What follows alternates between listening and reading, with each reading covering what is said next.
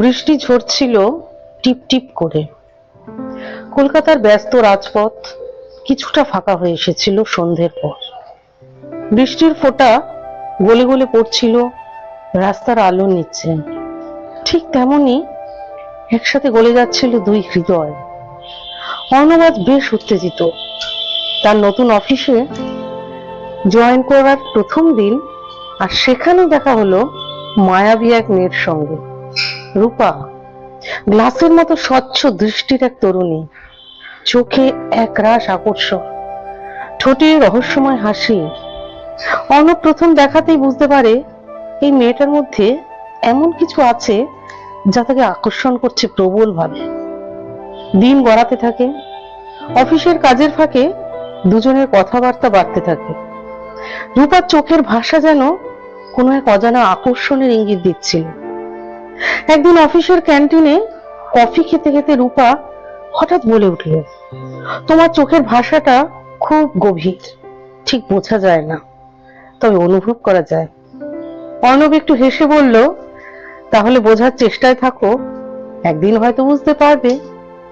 রূপা চোখ নামিয়ে চুপ করে রইল, কিন্তু তার ঠোঁটের কোণে এক অদ্ভুত হাসি খেলা করছিল। একদিন অফিসের পর হঠাৎ ঝুম বৃষ্টি নেমে এলো। রূপা বাস স্ট্যান্ডে দাঁড়িয়েছিল ভিজতে ভিজতে।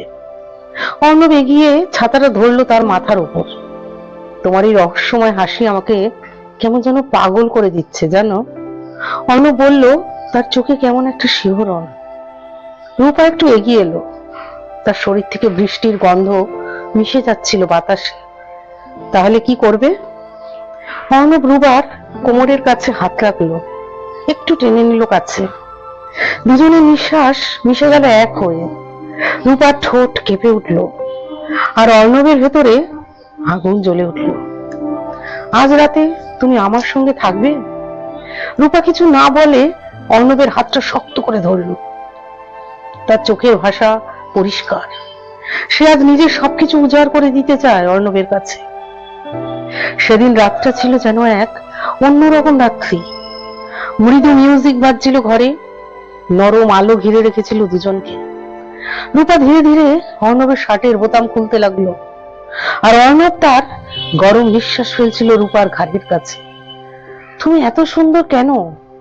অর্ণব ফিসফিস করে বলল। রূপা হাসলো, তুমি দেখলে বলি। তারপর আর কোনো শব্দ ছিল না, শুধু ছিল দুজনের শরীরের তাপ, কামনার উত্তেজনা। ঠোঁটের পরশ থেকে শরীরের প্রতিটি স্পর্শ, সমস্ত কিছুতে আগুন জ্বলে উঠছিল। রূপার নরম আঙ্গুলগুলো অর্ণবের বুকে খেলা করছিল, আর অর্ণব তার ঠোঁটের উষ্ণতায় ঢেকে দিচ্ছিল রূপার সমস্ত অনুভূতি। রাত গভীর থেকে গভীরতর হলো, দুজন একে অপরের মধ্যে হারিয়ে গেল। কোনো বাধা, কোনো ভয়, কোনো কিছুই ছিল না, শুধু ছিল এক অগ্নিময় ভালোবাসা।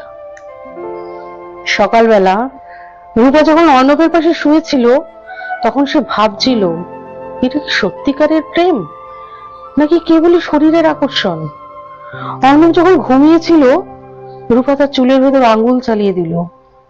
অর্ণব হেসে চোখ খুলল, তারপর বলল, তুমি কি ভাবছো? রূপা কিছু বলল না, শুধু অর্ণবের মুখের উপর মাথা রাখলো। অর্ণব বুঝতে পারছিল এটা কেবল রাতের উত্তাপ নয়, কিছু গভীর অনুভূতি জড়িয়ে আছে। সে রূপার হাত ধরে বলল, আমি শুধু তোমাকে চাই না, আমি আমাদের চাই।